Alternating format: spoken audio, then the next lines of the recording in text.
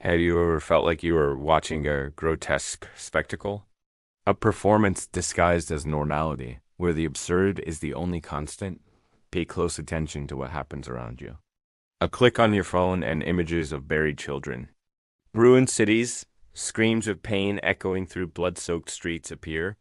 It is the raw reality, the brutality of human existence being exposed in high definition. But in the blink of an eye, everything changes. A vibrant, colorful advertisement emerges, full of fake smiles and empty promises. Buy happiness. Acquire self-esteem on a credit card. Forget the anguish with a weekend trip. It's as if suffering and consumerism have made a silent pact to keep. U.S. hypnotized. Pain has become the backdrop, consumption the official distraction. And we go on, passive spectators of a theater where tragedy and comedy alternate in an endless cycle. You feel that discomfort, don't you? That deep, almost physical unease, as if something is fundamentally out of place, as if we are alive only, in the biological sense, but dead inside, dead on purpose. Truly dead because we repeat patterns we did not choose. We live narratives we did not write, and we move forward even without knowing why. Albert Camus understood this feeling with razor-sharp clarity. He didn't write to comfort, he wrote to disturb. There is but one truly serious philosophical problem, he declared. This statement isn't about statistics or a single dramatic act. It speaks to that quiet, restless question that surfaces in the middle of the night. Why keep going when everything feels so empty in a world so meaningless?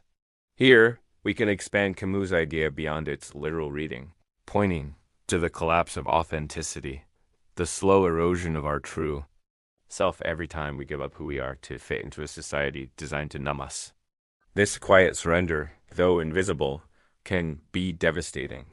Psychological concepts like self-alienation, a feeling of estrangement from one's true self, or even moral injury, the distress from violating one's own moral compass, speak to this deep internal split. When you constantly perform for external validation, you're not just wearing a mask. You're losing the face underneath. But Camus does not stop at the denunciation. He proposes something infinitely more challenging, to face the absurd with open eyes, not to flee, not to invent comforts, not to cling to metaphysical explanations, just to accept reality as it is, cold, incoherent, indifferent, and yet to live. To choose to live, not for hope, not for promise, but for rebellion. This video is a call, not to believe in something, but to wake up, to think, to feel, and perhaps for the first time, to accept that life does not need an external meaning to be profoundly significant. Meaning is not ready, waiting for you somewhere. Meaning is something you build with courage, with presence, with lucidity. Perhaps by diving into this philosophy, you will realize that living without a cosmic purpose is not a tragedy. It is, in fact, the greatest act of freedom a human being can perform. And that is exactly why this journey needs to start now. Most people are fading away slowly. In suits, smiling for selfies, meeting goals, and being praised for it. They live. But they are not alive. They breathe, but they do not feel. They are functional, but they are not whole. And the scariest part is that this death, the death of the true self, shocks no one. On the contrary, it is rewarded with stability, approval, and likes. Camus understood this before many. When he spoke of the deepest philosophical question, he was pointing to something beyond physical acts. He was pointing to the slow, invisible collapse of authenticity, the quiet fading that happens when you abandon who you are to fit into a mold. When you silence your own questions just to appear well-adjusted. When you trade your curiosity for productivity, your essence for a social role. How many times have you caught yourself acting like a character, performing a script that someone wrote for you? Waking up, working, smiling, being polite, hiding, fatigue, silencing anger, ignoring fear. Life turns into a loop of automatic gestures, decisions made by inertia, and feelings swallowed dry. And with each repetition, something inside you fades away, slowly, silently, until the day you look in the mirror and no longer recognize yourself. This is the silent collapse that Camus exposes, an existence without passion, without awareness, without revolt, and he calls it cowardice. Because it is easier to settle for a lukewarm life than to face the terror of emptiness. Easier to pretend everything is fine than to dive into the deep doubt. What if none of this makes sense? Modern psychology echoes this with concepts like hedonic adaptation, where constant pursuit of external pleasure leads to a baseline of dissatisfaction, or burnout, not just from overwork, but from soul-crushing misalignment. Existential neurosis, a term from existential psychology, describes the anxiety that arises from a perceived lack of meaning. These aren't just psychological problems. They're symptoms of the unlived life. But here's the key, recognizing this inner death is the first step to breaking the cycle. The simple fact that you are listening to these words now already shows that something inside you resists, that there is still a spark, a restlessness, a refusal to accept a half-life.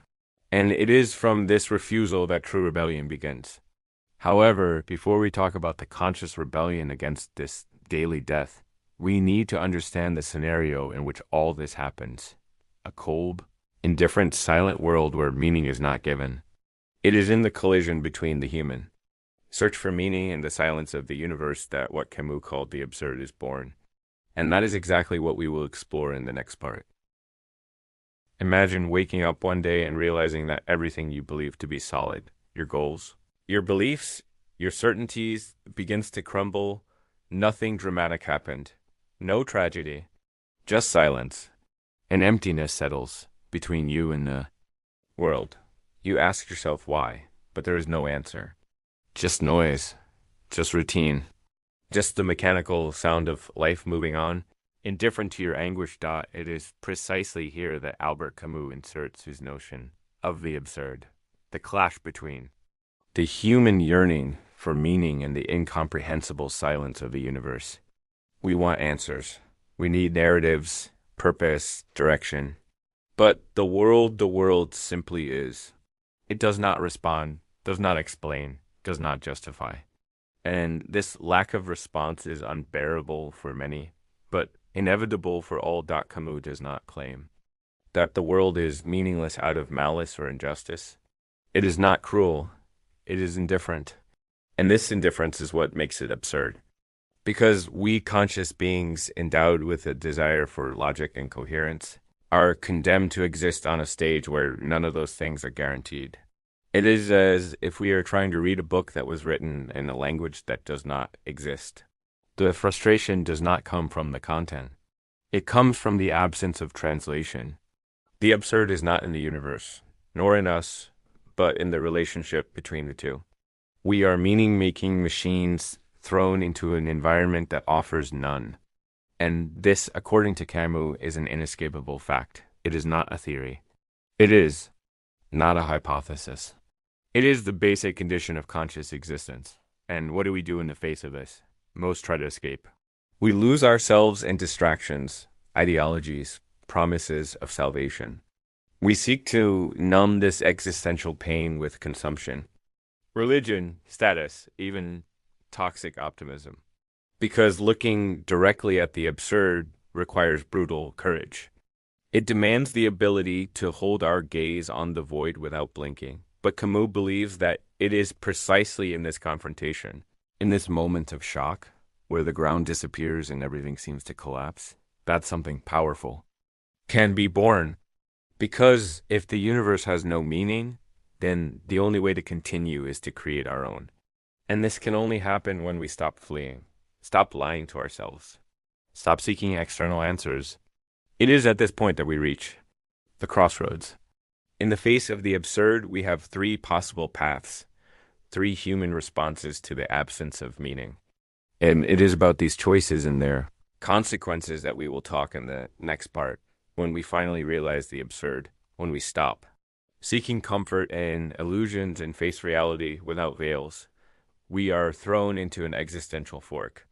Albert Camus presents us with three possible exits from this brutal impasse between the human thirst for meaning and the indifference of the universe. 3 responses to the void. And each of them reveals not only what we think of life, but how much we are willing to live with honesty. The first option is total surrender. The conclusion that if life has no meaning, then it's not worth continuing. It is the extreme act of an individual who finds no reasons to endure existence and prefers to end it. Camus firmly rejects this exit, not out of moralism, but because he sees it as a gesture of weakness, a premature resignation in the face of a game that has not even begun. Ending one's life is not confronting the absurd. It is running from it. The second exit is what Camus calls philosophical escape, and this is perhaps the most common and the most dangerous. It is when, in the face of the absurd, the individual invents an artificial meaning, clings to a belief, an ideology, a promise of salvation to numb the anguish. Here come dogmatic religions, closed systems of thought, messianic utopias. It does not matter if it is the promised paradise or the perfect revolution. The mechanism is the same, betraying reality to feel secure, but this kind of security comes at a high price, the denial of one's own lucidity. And for Camus, there's no greater dishonesty than lying to oneself. And just to be able to sleep at night, modern psychology calls this cognitive dissonance reduction, bending reality to fit your beliefs, or even a form of spiritual bypassing, using spiritual concepts to avoid uncomfortable feelings or unresolved psychological issues. It's a comfortable illusion, but an illusion nonetheless. Thus, the third way remains, the absurd revolt, the hardest path, and the most liberating. It is when the individual accepts the absurd as a permanent condition of existence, does not try to explain it nor flee from it, just lives with it, faces it without despair, lives without appeals to transcendental hope, acts without expecting cosmic rewards. It is the bravest act a human being can commit, to continue living, even knowing that the universe does not care. This revolt is not aggressive. It is not against the world. It is a yes said to life despite everything. It is to live with intensity, with presence, with awareness, knowing that each gesture is finite, each moment is unique, and that nothing beyond the now is guaranteed. It is to transform the void into a stage for freedom. It is to make life an act of continuous creation, even without a script. But how is it possible to live like this? How to sustain this revolt without falling into despair? Camus answers this question with a powerful symbol, a mythological figure that becomes a metaphor. For the human condition, Sisyphus, and it is about him, the eternal condemned one who pushes his stone up the mountain, that we will talk in the next part. Imagine being condemned to eternally repeat the same task, without reward, without conclusion, without relief. Climbing a mountain while pushing a colossal stone, only to see it roll back to the starting point every time you approach the top. This is the punishment of Sisyphus, the mythological character who dared to challenge the gods. And for that, he was sentenced to live the cruelest cycle that human imagination could conceive: purposeless repetition, an endless routine, an eternity. Of futile effort, it is easy to look at this image and see only tragedy. But Albert Camus saw something else. He saw there the purest reflection of the human condition. For Camus, Sisyphus is more than a condemned man. He is a symbol, and more than that, he is a hero. Not in the romantic or epic sense, but in the most brutal and honest sense possible. Sisyphus is the man who faces his absurd reality and chooses to confront it without illusion. He does not believe that the stone will one day stay at the top.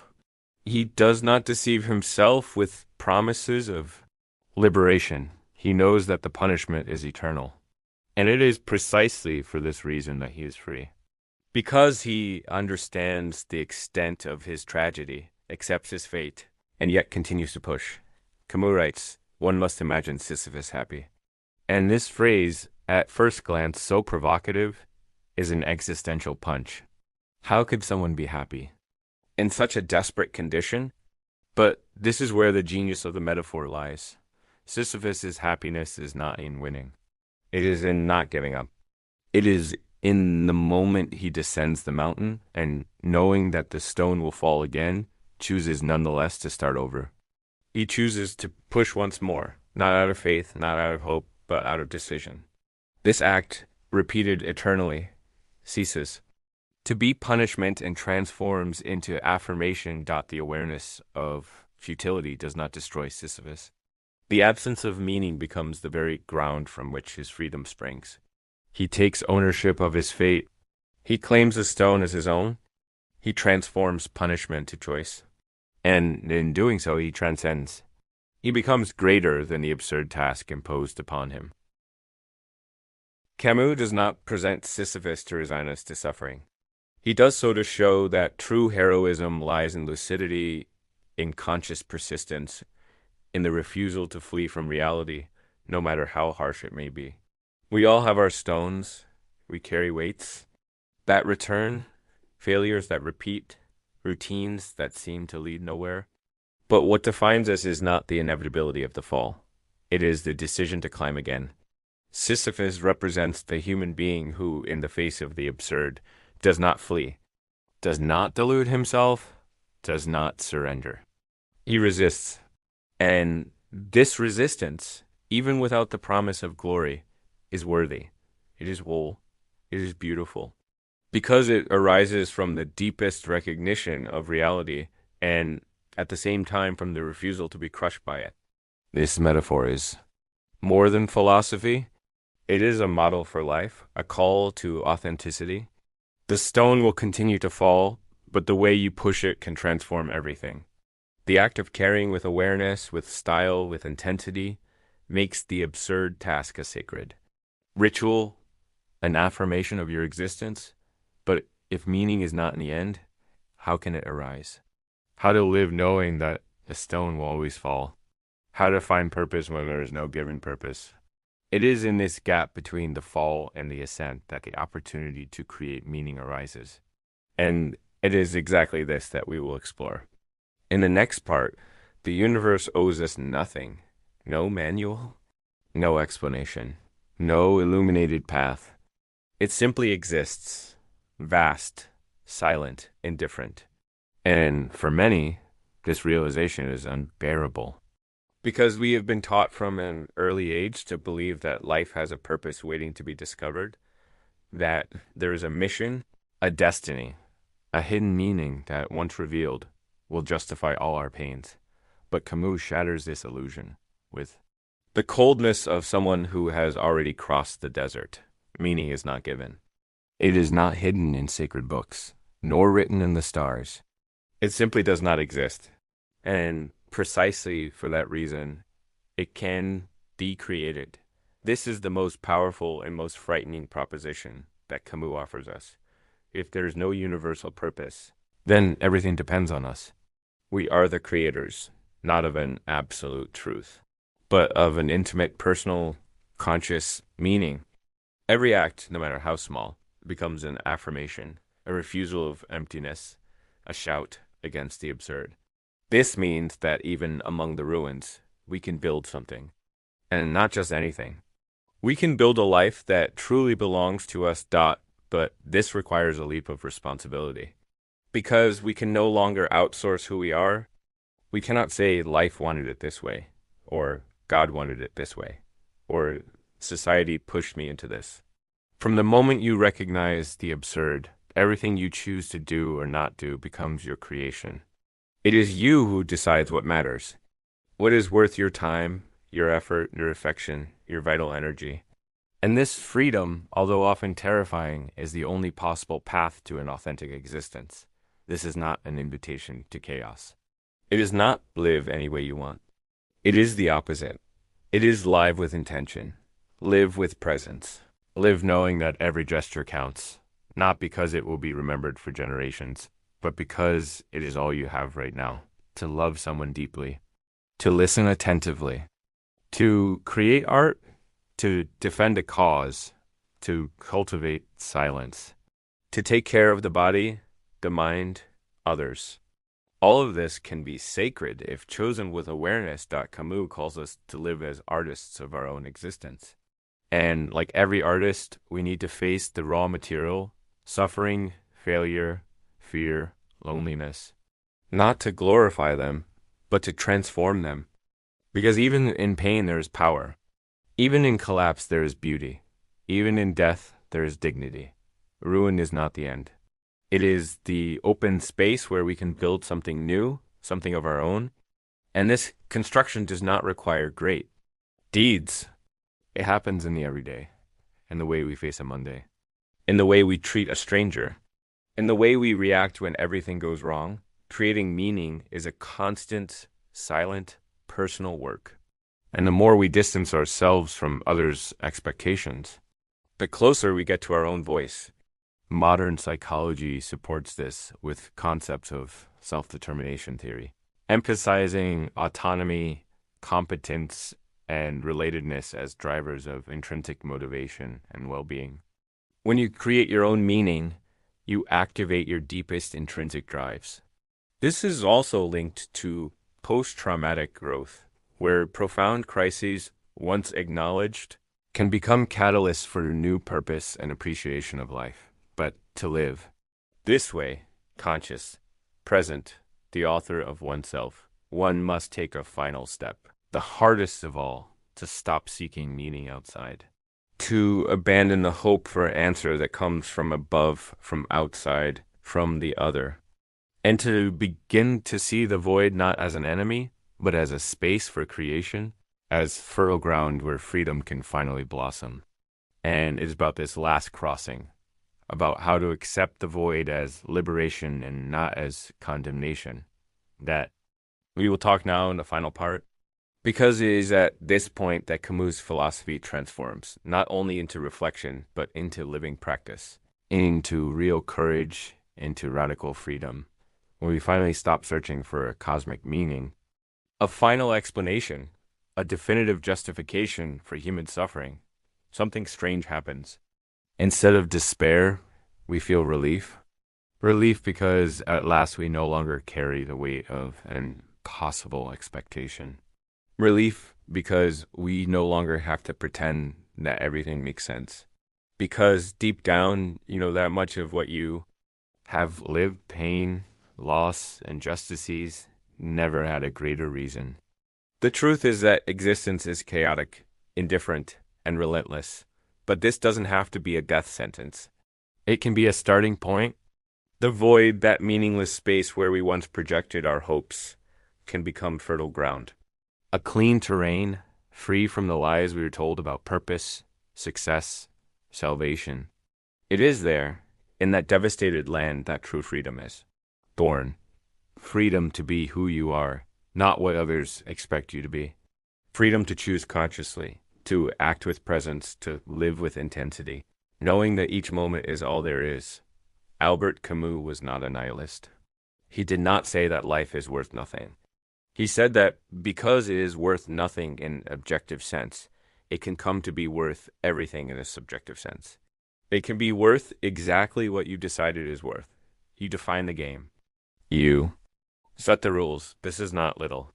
This is the greatest act of rebellion possible in a world that constantly tries to program you, silence you, shape you. Living without guarantees, without dogmas, without a promised happy ending is not a condemnation. It is a chance. The chance to live authentically, to be present, to create beauty where there are ruins, to make your own existence an act of art. And this awareness, this serene revolt in the face of the absurd, is what Camus proposes as the pinnacle of human dignity. Now, the choice is yours. You can continue living on autopilot, anesthetized, pretending that everything makes sense. Or you can embrace the absurd and live with courage. There is no script. There is no destination. There's only the now and what you decide to do with it. If this message has touched you in some way, I invite you to comment below. What have you decided to do with your now? Right. Share your revolt, your doubt, your impulse to live even without guarantees. And more importantly, stay with us. The next video is essential to deepen this journey even further. You have already begun to awaken. Now move forward because real transformation only happens when you continue. And the next step is crucial. You've faced the silence of the universe. You've seen the trap of the unlived life. You've embraced the defiant joy of Sisyphus. But what does this mean for your Tuesday morning? For your difficult boss? For that nagging feeling of discontent? This isn't just philosophy you could ponder. It's a profound invitation to live differently. The true power of Camus' philosophy lies not in despair, but in its radical call to conscious living. If meaning isn't given, then every single choice you make, every interaction you engage in, every moment you decide to fully experience becomes an act of meaning creation. This is where the abstract concept of absurd revolt translates into the concrete reality of your daily existence. So, what is this crucial next step? It's about moving beyond intellectual understanding and into embodied practice. It's about cultivating a relentless awareness of the present moment, free from the crushing weight of past regrets or future anxieties. It's about embracing mindfulness, not as a trend, but as a deliberate act of rebellion against the automatism of modern life. When you are fully present, observing your thoughts, feeling your emotions, engaging with the world around you, you are actively creating meaning in that very instant. You are pushing your stone with full awareness. It's also about rediscovering your authentic values. If external scripts are meaningless, what truly resonates with you? Not what society tells you to value, but what makes your own spirit soar. Even in the face of the absurd. This requires deep self-inquiry. Perhaps even a period of intentional solitude to listen to those whispers of your genuine desires, free from the noise of others' expectations. It's about building an internal locus of control, understanding that your power lies not in controlling external circumstances, but in your response to them, in the meaning you choose to infuse into them. Finally, the next step is about courageous action. It's easy to intellectualize the absurd. It's much harder to live it. This means making choices that align with your created meaning, even if they go against the current. It means speaking your truth, even if your voice trembles. It means engaging in genuine connection, even if vulnerability is terrifying. It means dedicating yourself to passions, even if they offer no promise of external reward. This is the freedom Camus offered, not freedom from responsibility, but freedom for responsibility. The exhilarating, terrifying responsibility of being the sole architect of your own meaning. You are not a pawn in a cosmic game. You are the player who invents the rules as you go. If this journey has awakened a spark within you, if you feel that stirring of rebellion and urge to live a life truly your own, then your path is just beginning. The next video will delve even deeper into the practical strategies for cultivating this absurd freedom, exploring specific techniques to identify and dismantle the illusions that hold you back, and practical frameworks for building a life rich with self-created meaning. You've already taken the first most important step, awakening. Now let's take the next one together, because the real transformation only happens when you continue, and your journey to profound freedom awaits. We've journeyed through the uncomfortable truth of the unlived life, peered into the silent collapse of authenticity, and stood before the indifferent gaze of the absurd. We've seen the three paths humanity takes in the face of this cosmic silence, and found our guide in Sisyphus, whose eternal labor became a testament to defiant joy. You've understood that meaning isn't a treasure to be found, but a tapestry woven with your own hands, day by day, moment by moment, and you've begun to grasp that the void, once terrifying, can be the very canvas for your greatest freedom. This is not a philosophy to simply understand, but a posture towards existence to embody. It's a continuous, conscious decision to live, fully, intensely, and authentically, even without cosmic guarantees. It's the daily act of pushing your stone with conviction, not because you hope it will stay, but because the act of pushing itself is your profound affirmation of being alive. In a world saturated with distractions, superficiality, and prepackaged meanings. Your absurd revolt is the most radical act you can undertake. It is the refusal to be numb. It is the insistence on feeling, thinking, creating, and connecting, not because you're promised a reward, but because these acts are the reward. This is where your deepest resilience resides, a resilience forged in the fires of confronting reality. Head on, without illusion. The path ahead is not about escaping suffering or finding ultimate answers. It is about transcending them through conscious engagement. It's about finding beauty in the fleeting, purpose in the personal, and dignity in the struggle. Your life, in its very finitude, becomes a masterpiece of your own making, painted with every choice, every moment of awareness, every act of rebellion against the meaningless dot. So, as this video draws to a close, remember, the greatest danger isn't that life has no inherent meaning. The greatest freedom is that you get to create it. And the most courageous act is to live that creation boldly, lucidly, and defiantly every single day. We've journeyed through the uncomfortable truth of the unlived life, peered into the silent collapse of authenticity, and stood before the indifferent gaze of the absurd. We've seen the three paths humanity takes in the face of this cosmic silence, and found our guide in Sisyphus, whose eternal labor became a testament to defiant joy. You've understood that meaning isn't a treasure to be found, but a tapestry woven with your own hands day by day, moment by moment. And you've begun to grasp that the void, once terrifying, can be the very canvas for your greatest freedom. This is not a philosophy to simply understand, but a posture towards existence to embody. It's a continuous, conscious decision to live, fully, intensely, and authentically, even without cosmic guarantees. It's the daily act of pushing your stone with conviction, not because you hope it will stay, but because the act of pushing itself is your profound affirmation of being alive in a world saturated with distractions, superficiality, and prepackaged meanings. Your absurd revolt is the most radical act you can undertake. It is the refusal to be numb. It is the insistence on feeling, thinking, creating, and connecting, not because you're promised a reward, but because these acts are the reward. This is where your deepest resilience resides, a resilience forged in the fires of confronting reality, head-on, without illusion. The path ahead is not about escaping suffering or finding ultimate answers. It is about transcending them through conscious engagement.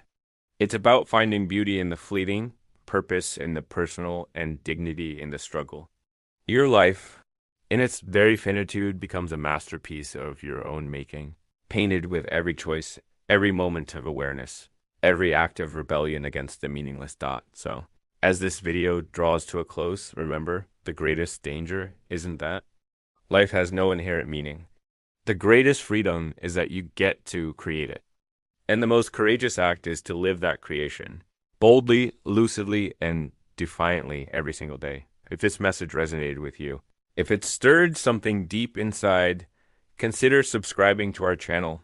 Your support helps us continue to explore these essential questions and share insights that can truly transform how you experience your life. Hit that subscribe button and join our community of conscious rebels.